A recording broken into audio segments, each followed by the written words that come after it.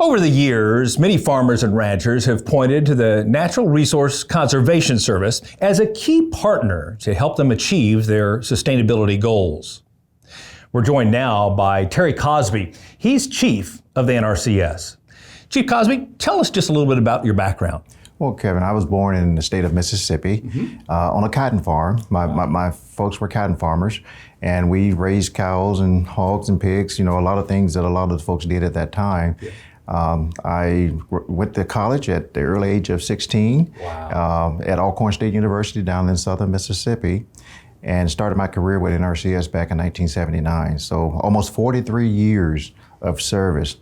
Worked all over the country, and now the previous job was a state conservationist for the state of Ohio.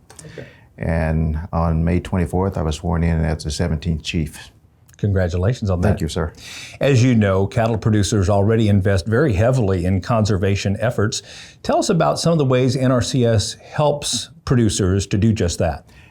Our history over the last 90 years, almost 90 years, has been to help farmers. And we go out and we write conservation plans. Yes. So we write a prescription for the land, whether it's row crop, whether it's pasture. And here we're talking about cattlemen, and I tell you what, we have a great relationship out there across the country. NRCS is one of those trusted partners with producers.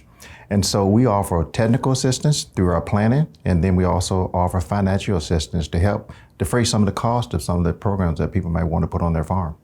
And you've been a great help to me in my operation, so I very much appreciate the work of our local NRCS experts in helping me do just that. You all have also been an incredible supporter and longtime supporter of the Environmental Stewardship Award program.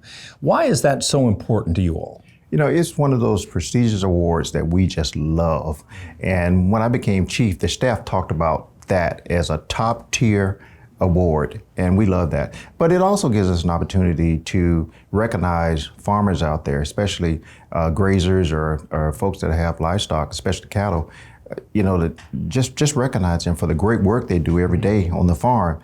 Also, those folks are spokesmen for it, for other folks, and they also have people come and look at their operations to see what they're doing, and so they're just great to work with. They do serve as incredible and inspirational examples for us all. Yes. President Biden's goal of conserving 30% of this nation's land and water by 2030 is an important one that lots of folks are focused on. And clearly in the beef cattle industry, we believe we're already doing a lot in that effort. What do you anticipate doing in order to make certain that the efforts that ranchers are already doing are recognized in this 30 by 30 plan? One of the things we're doing is we're having a lot of conversations. We're inviting a lot of stakeholders to the table just to discuss this. The Biden-Harris administration laid out the vision for this, and we have a lot of experts that's working on it, and I think it's going to be great. One of the things I want to stress, though, is that this is locally led, science-based, and folks out there will have a voice in this.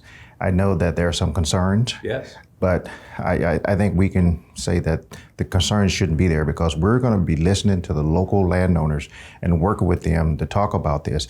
And we're still working on that definition. So we're asking a lot of folks to come to the table with us to talk about this. And also, when we set on the definition, we'll have a lot of input. Yeah, well, thank you. That's reassuring for sure. One last question for folks watching at home who may want to make some improvements in their own operations, but are not quite sure how to get started. What advice do you provide for them? Well, we have 2,500 offices across the country and about 11,000 employees. And so we're back at the office. COVID was pretty hard on us. Yes. We had, there's a lot of things we did, but we're back in the office now, and we're hoping that producers will come see us. Good. And we still have the option of doing it virtually or by phone. But, we have several websites. One of the things that we've done this year is we've put all of our sign-up dates on a website in one location, USDA.gov, for folks to go look at. And it has every state, every sign-up. And the thing to remember is we're a year-round sign-up. So it's not come in today, but you can come in 365 days and sign up for our programs. And we want producers to do that because our staff is sitting, they're not sitting there, but they're waiting on folks to call and ask for assistance. Yeah. Thank you so much for all you do. You are an incredibly important resource to all of us in rural America, and we appreciate it. Thank you, sir. As Chief Cosby said, it's easy to get started on conservation planning.